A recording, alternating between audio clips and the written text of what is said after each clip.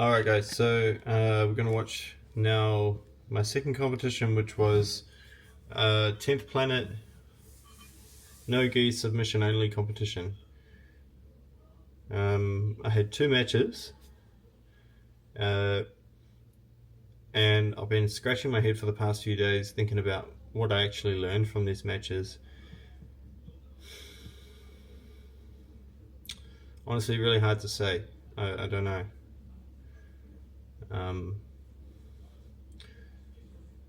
I think I need to be more active with my grips, my positioning. When I grab a collar tie or when I grab a wrist grip, I need to be probably more tactical.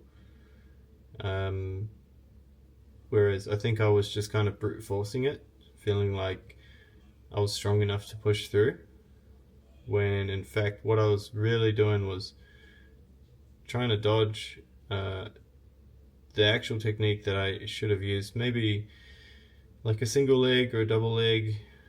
I was too afraid to go for it. I think, where did I get traumatized? Maybe someone pulled a guillotine on me in class, maybe probably more than once.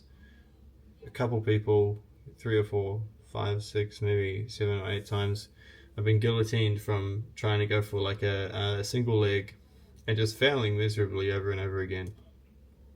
I think ever since then I've just never wanted to shoot for a single or anything. And I think also like there's some psychological thing where I'm about to go down onto one knee, I feel so slow. Like, you know, most of my strength is in my upper body. Like I can blast, like I can sprint really fast maybe, but I don't think I can like do, you know, what Hamza Kimaev, you know, you've seen that video of him doing like the what's it called when you kind of like lunge into like a fucking, what's it called? You know this move? You know when you go like this, you sort of like, you lean down onto your front leg, you drop your body, you lean down onto the front leg, and then you bring that one up behind. I always feel real fucking slow with that, so I never do it because I'm worried I'm gonna like fully miss the mark and then just be too slow and the other guy's gonna catch on, pull guillotine, and I'm just gonna get stuck. I think my neck is real skinny too, which sucks. I want to buy an iron neck so I can get like a thick fucking neck, you know, like Kit Dale looks like his head is part of his neck. I want one of those necks. Yeah. Anyway, yeah, let's just watch it, and I really want you guys to comment on it. I want you to give me some advice here, because yeah, I'm not trying to like, you know, I'm serious. Like, I need to know what's going on. Like, I've watched this video 3 or 4 times and like I can see the things that I'm doing well, but I can't really tell what I'm not doing well, which is frustrating the shit out of me. So I'm gonna try and remain quiet because I think it's a decent match.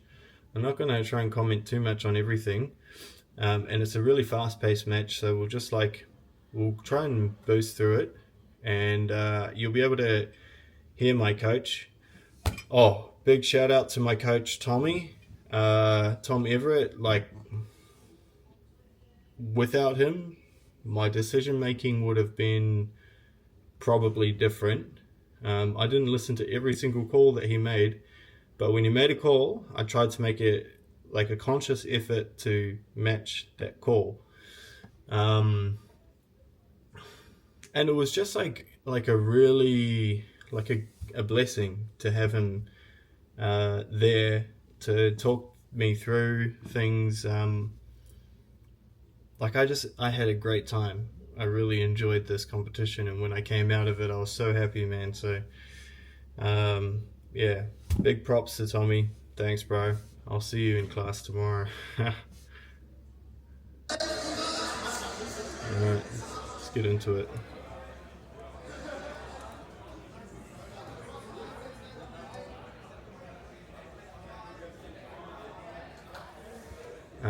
Oh yeah, I better tell you, this is the 97 plus kilogram, 97 kilogram plus division, white belts. My opponent here is a really cool dude. You can tell that he's got a lot of skills, a lot of experience. He's still a white belt, but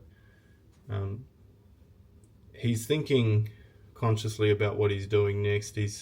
I spoke to him after. He's really trying to figure this whole thing out. Same as me.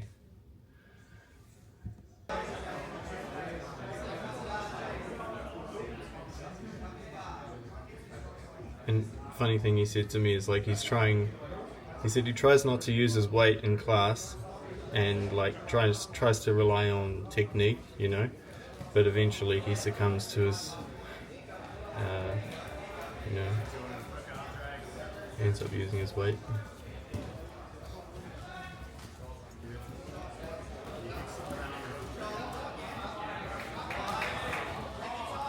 He's got some Samoan blood in him.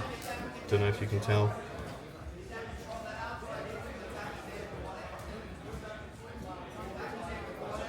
Progressjj as well. Wu-Tang Clan, I think.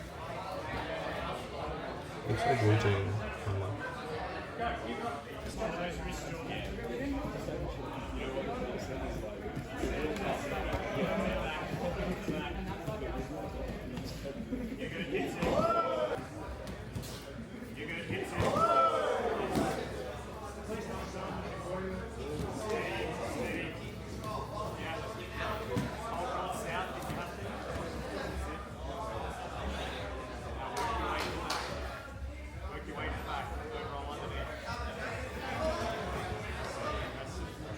He's baiting me here.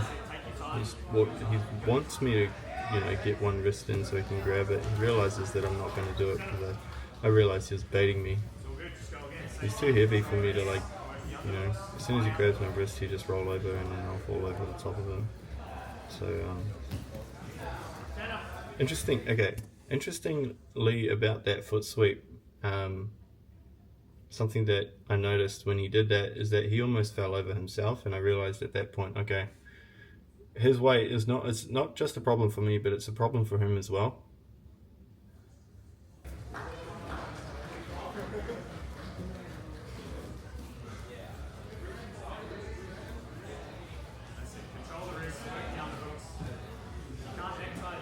I need to learn how to like just elbow slide that collar tie off. We had a real good collar ties, and after this match I had a really sore neck for like 2 days. And he decides to pull guard. If that red line wasn't there, maybe I probably would have scrambled back, but he did actually pull me down there.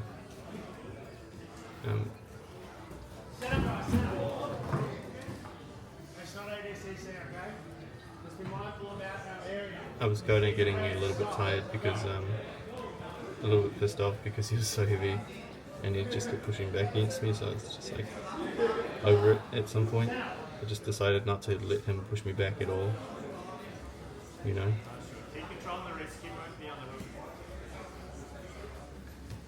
Yeah, and then I realized there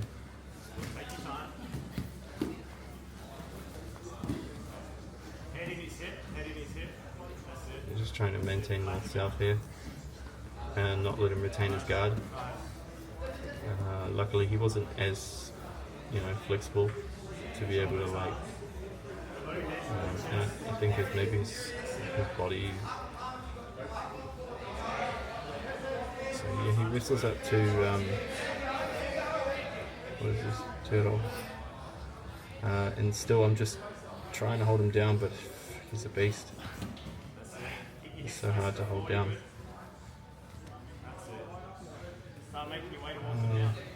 At this point I'm wondering, like, okay, yeah, I've got him, basically. Yeah, he's trying to work his way into half guard, but I felt fairly confident at this stage that he wasn't going to get to half guard. Not easily anyway, so I'm working cross face and trying to see if I can isolate one of the arms. I think problem is here, I don't know where to progress. Right, I've got like nothing. I think I whittled this arm underneath just to try and keep him down. There's nothing on it, but at least there's nothing that I know that I can do here. So I try to switch hands and maybe get like my leg over his head, try to put him in like a crucifix, and then work toward a kimura. So I try to just tire out his arm here, put some pressure on his shoulder. He just bench presses me off, and maybe I could have tried to pull up an armbar when he bench pressed me off just then, but I wasn't thinking that at the time. At the time I was just thinking, I just want to, not get swept.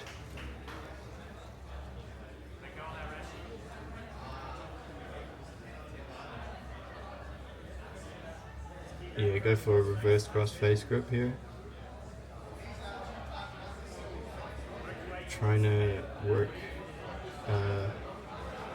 Just before this, I was watching like some of Kip Dale's passing methods and his top pressure. Trying to just work on some of those things. So yeah, I'll pause here. Yeah, so we go to overtime, which is Eddie Bravo invitational rule. So it goes to like whoever can escape back the fastest. Heads or tails, you decide whether you want to start offense or defense. He decides to start defense, which gives me the choice of position, and I chose back because that's what Tom told me to choose, and I'm glad I did, because for our body types I think it worked in my favor. If I'd chosen armbar position, I think he would have subbed me, probably. Yeah, well, maybe not, but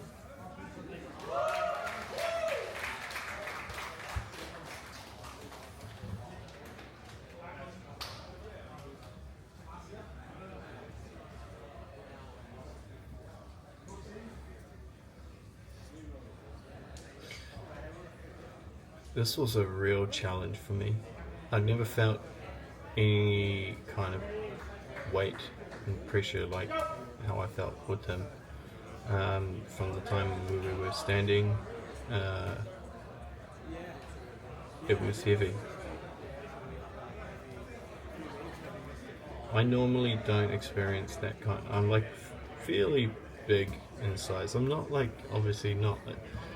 If you see me in the street, you wouldn't think I was a giant, and especially if I dressed like a normal person, you would just think, oh, maybe, I just look like maybe a normal gym dude.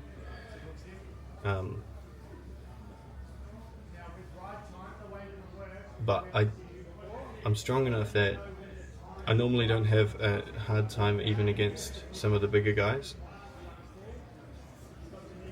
But I guess in training it's different. When you're in competition and you feel one of those big guys really put it on, it's like, oh fuck, I gotta be careful. Like any kind of mistake, you could like try to defend a takedown and end up landing on your arm or your leg, and then like your joints are fragile,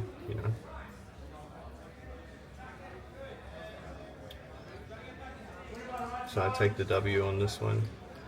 Yeah, but like I wouldn't have risked going for something where it would put me in a position where I might get injured, because it's just not worth it.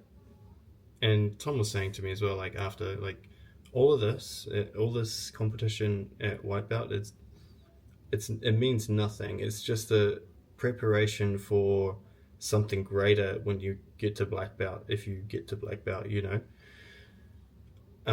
Yeah, I agree, because it's not wise to like, someone's pulling a submission on you and you're like, gonna get your arm broken or something, and just tap.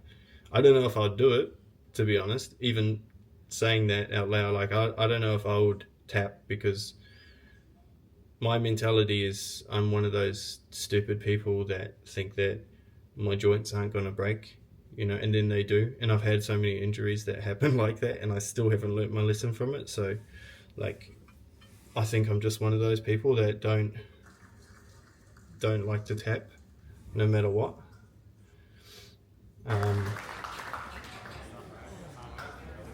But it's not good, really.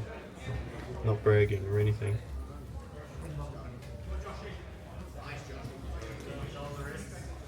It is just a shit ego thing, I think.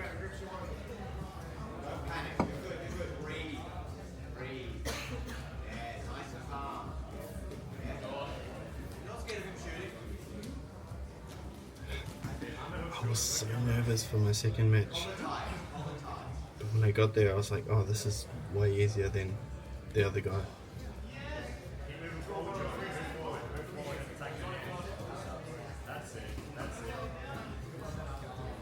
That hurt though, that grip that he had over my face. I was like, fuck, man.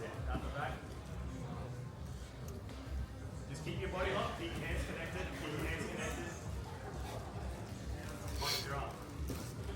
I remember everyone around me going, oh, that was very gentle. Oh, that's nice. I actually only put him down nicely because he had like a death grip on my head. And it was like in such a weird position. It's like kind of neck cranking me a little bit. It's like, oh, I don't really want to like just fucking, slam him and then end up slamming my neck at the same time. So he still got it here even, I think. Oh no, this is a different grip. He almost flipped me there. I was like, what the fuck? I can't flip me like that. That's not how it works. That's not jiu-jitsu. Same deal here. I'm not blasting him. I don't want to spaz out. I just want to burn his energy. So I'm just kind of like camping. But then I thought I was camping, and then he just like flips it over on me. And I was like, where did that come from? In my head I was thinking, this is an easy, like a rush match. Tom tells me to tripod. I end up just like going straight for his back. For some reason I felt like that was the most surefire way to get to like a sub. I really wanted a sub in this one.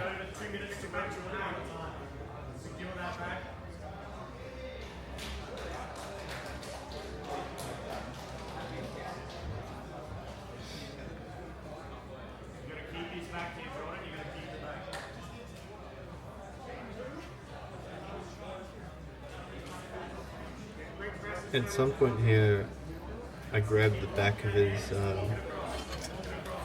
sort of like the shoulder in there, that little crease.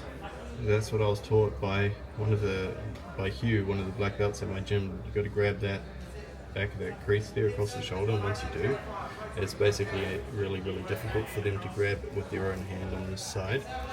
And then the only way is to sort of like try and pull it with the other hand, but if you're... it sort of gives you like a better chance to lock it in.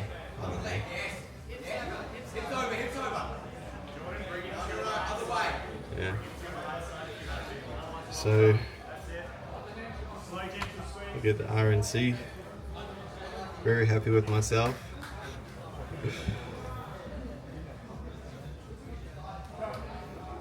That's the first I've ever done in comp.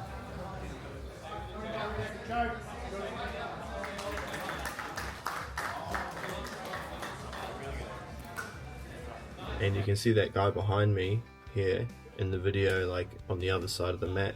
He's in the absolute division, I think, and he looked like he was probably... Funny how Jared is the guy that I'm talking about in my previous video, and now he's come up as the competitor in this video. Funny how things turn out like that. Just want to say, actually, shout out to you guys. I hope that we get to compete again, maybe at Blue Belt. That'll be cool.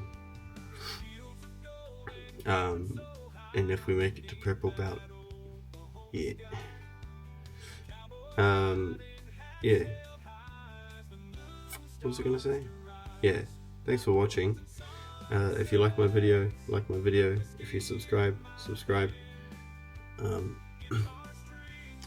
This video is probably worse than the first video, to be honest, but it's, yeah, you know, it's really about the roles, isn't it? It's not like about the editing and shit, but I try to edit it as best as I can. I just like don't have that much time to fuck around with that stuff, so I did my best. Here it is. Hope you enjoyed. Drop some comments in the comment section. Let me know what I'm doing wrong. And yeah.